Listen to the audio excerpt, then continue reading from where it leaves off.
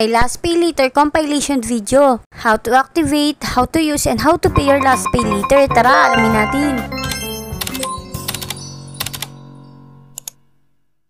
Para sa unang video natin ay paano nga ba mag-activate ng inyong last pay later. Kaya punta muna tayo at makikita nyo na yung last pay later. So yan, i-activate na natin. So yan, kagaya ng dati is need natin i-verify ang ating ID. So dapat ang pagtitik natin ng picture ay hindi dapat blurry, walang glare, or hindi siya sobrang dilim. Tapos ito yung mga pwedeng ID na pwede nyong ipasa. Dati 4 lang, ngayon meron na silang more ID types. So yan, dati passport lang, driver's license, UMID, PhilID. Ngayon meron na ring postal, PRC at SSS. Yan ngayong akin is lalagay ko yung driver's license. So ayan. Pag napansin nyo yung mga edges ay nakulay blue na, it means i-hold nyo siya, huwag nyo siya igagalaw para ma-scan siya ng maayos. Kasi yan, kapag ni-scan na siya is need nyo mag-face verification. Ito nga ang tips para ma-approve yung face verification. Dapat walang iba't ibang mukha na makikita, pinaka-close yung mata, walang face mask at hindi rin blurry. Ito na nga, itatry na natin siya is, yan, pag na-detect na kayo, kailangan nyo i-blink para ma-approve yung inyong picture. Next naman ay i-verify ang inyong phone number. So dapat ang gamit nyong phone number ay makaka-receive ng text at hawak nyo pa. Dahil nga magsisend sila ng code at ayun yung gagamitin natin. Tapos after that is automatic nang mag-fill up yung mga basic information na nakita sa ID ninyo. May ilan lang kayong mga kailangan fill up ang kagaya nito, expiration date na hindi na-detect sa ID ng aking asawa. Pero lahat yun automatic na yun, hindi niya na kailangan mag-fill up ng name, mga number, birthday. Ito nga, expiration date, kailangan ko ilagay. So, tinype ko na yung after 10 years. 10 years yung expiration niya. Tapos ito naman, ID information yan, yung marital status. Siyempre, wala rin niya sa ID, kaya kailangan nyo rin niyang fill upan. Naman ay itong additional information na kailangan nyo fill upan, yung occupation nyo. Siyempre, kailangan natin ilagay yan. Kung may po-provide kayong may trabaho kayo, mas maganda, mas madali kayong ma-approve kasi may trabaho nga kayo. Unlike sa walang trabaho, siyempre, hindi siguro nila a-approve yan kasi nga wala kayong source of income. Tapos ayan, kapag nakapag-select na kayo is ilalagay nyo rin dyan kung ilang working years na kayo sa company or sa pinagtatrabahuan nyo. Next naman na itong emergency contact. Yes, kailangan nyo rin ilagay yan yung emergency contact nyo. At gumagana yung number at pwede nila matawagan or ma-text. Tapos syempre ilalagay nyo yung relationship nyo kasi nilalagay nyo doon. Pwedeng kapamilya, kamag-anak, kaibigan, katrabaho. Tapos ito, meron nakakaligtang step na to, itong enable location service. Kasi minsan pag clinic niyan, hindi yan automatic agad nag-on. So ang gagawin nyo is mano-mano nyo siyang gagawin. Scroll down nyo lang sa tuktok kasi nyo nakikita nyo yung mga wifi. Yan. Tapos makikita nyo na yung location. Ito turn on nyo siya para mag-on yung location nyo. Tapos ayan, kapag na-on nyo na pagka-click nyo is okay na agad yan. Location, service, enable na agad. Lastly, kailangan nyo ilagay yung SSS at TIN ID number nyo. Optional lang naman yan, pero kung meron talaga is mas maganda. Tapos ito na yung pinaka last step is kailangan nyo mag-set up ng inyong PIN. 6-digit PIN to kapag gagamit kayo tuwing ng Lazada Pay Later is itatype nyo to para na rin hindi makagamit yung mga iba or mga kusino man na mag-hack sa inyong cellphone. Kaya kailangan mag-PIN kayo. Yan, i-confirm na natin at magwe-wait na lang tayo. Katapos yung ma-activate, para naman sa video na ito ay tuturo sa inyo kung paano nyo ba gagamitin ang last pay later. Scroll lang kayo dyan o kaya pinutin nyo yung upper part at i-search yung gusto nyong bilhin. So ayan nga, tinype ko yung table and chairs for kids dahil nga yun yung gusto kong orderin. Maraming choices na lalabas dito pero piliin nyo kung saan kayo mas makakamura.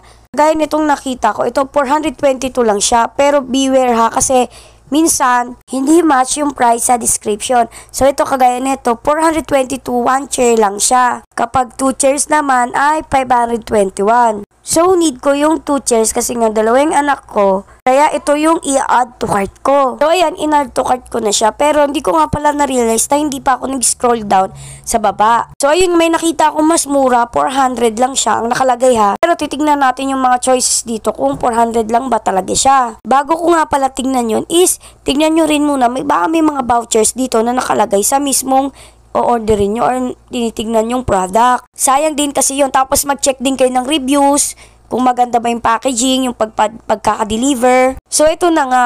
Pag 1 chair is 400 nga lang talaga siya, pero kapag 2 chairs ay 479. Mas mura siya kaysa kanina, kaya ito na lang yung o-orderin ko. Tapos ayan, may nakita pa ako mga voucher dito, kaya kinulit ko na rin siya. sayang din kasi yan, pwede ko yung magamit. So, ito na nga, di ba 479 siya, ang total niya na lang ngayon ay 440 na lang. Dahil may mga voucher pa ako at discount na magagamit. Pero dito sa pinakailalim, ang makikita nyong total ay 451. Dahil nga ang shipping ko ay 95, pero ang voucher lang na gamit ko ay 75. So, ito na nga, papakita ko sa inyo yung mga voucher na nakolek ko kanina at gagamitin ko nga siya ngayon. So, ang 10% na nabawas sa akin ay equals niya ay 47. Tapos, ito naman yung free shipping na nagamit ko na worth 75. So, kung makikita nyo dito sa select payment method ay wala yung last pay later. Pindutin nyo yung view all at makikita nyo na sa pinakababa ang last pay later. Kaya pagkapindot nyo is lalabas na agad yan at need nyo ilagay kung ilang months yung balak nyo bayaran. Usually talaga up to 12 months to, pero depende kasi yun sa kung gaano kalaki yung utang nyo. Ayan, dahil nga willing to pay naman ako after 1 month para wala na rin siyang dagdag pa, ay ginaw ko na siya. Tapos ayan, meron din ako nakuhang voucher sa Globe, One Up. Para sa mga Globe user, ay pwede nyo itong gamitin. Ituturo ko next time kung paano kayo makakakuha niyan. Dito, baka magtaka kayo, bakit yung voucher na nakuha ko is 71 pesos siya, pero yung nabawas sa akin ay halos 30 lang. Kasi nga nawala na yung voucher ko kanina na 10% off na worth 47 pesos at napalitan na siya ng 71 pesos. Isang voucher discount lang kasi ang pwede nyong gamitin, pero ang kigandahan rin kasi dito sa Lazada ay stackable yung voucher. Kagaya na makikita nyo, may voucher na ako, may free shipping pa, may coins pa ako. Kaya malaki talaga yung matitipid nyo. Makikita nyo nga rin dito sa baba, ang sabi ay nakatipid ako ng 156. O diba, ang laki na rin nyo, pwede nyo na rin yung magamit sa susunod yung order. Ayan nga, ang total ko ay 427 na lang and 30% tapos. Kaya pa-place order ko na yan at okay na yun. Siyempre, dahil nakabili na kayo sa last pay later, para naman sa last video natin, ay paano nga ba kayo makakapagbayad? Pupunta natin din ako agad sa aking last pay later. Parang nakita ko kasi malapit na akong mag-due date eh. Every 15 of the month ang due date ko. Ayan, makikita nyo na for the month of January and February, ang babayaran ko ay 456 and 33 centavos.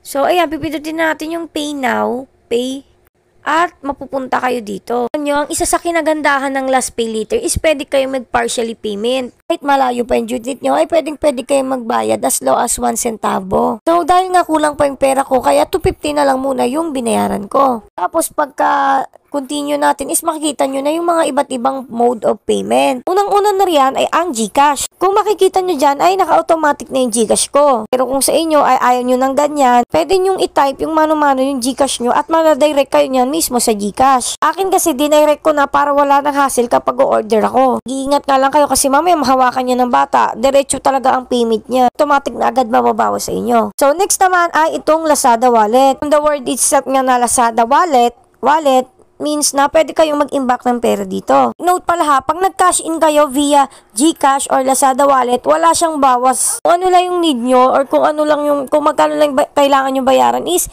ganun lang din yung maawas sa GCash nyo. Kagaya sa Orange app, meron siyang service charge. Dito wala.